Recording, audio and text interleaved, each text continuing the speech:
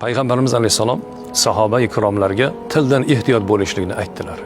Shunda ashoblar aytdilarki, "Ya Rasululloh, biz tilimiz bilan gapirayotgan so'zimizga ham javob beramizmi?"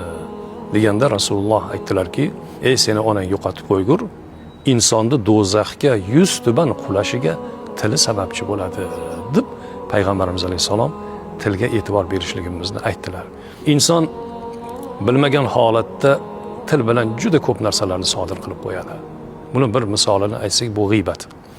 G'iybat bu eng yomon amallardan, gunoh kabiralardan ekanligiga barcha ulamolarimiz ittifoq qilishgan. Alloh taolo g'iybatni Qur'oni Karimda "Ayuhibbu ahadukum an ya'kula lahma akhihi mayta" deydi. Bir birodaringizni o'limtik holdagi go'shini yemoqni yaxshi ko'rasizmi deydi. Qarang, g'iybatni qanchalikligini. Chunki buni zarari nihoyatda kattaligidan Alloh taolo bandalarini bundan ehtiyot bo'lishligi uchun mana shu xilda g'iybatni tasvirlab qo'ydi Alloh taolo.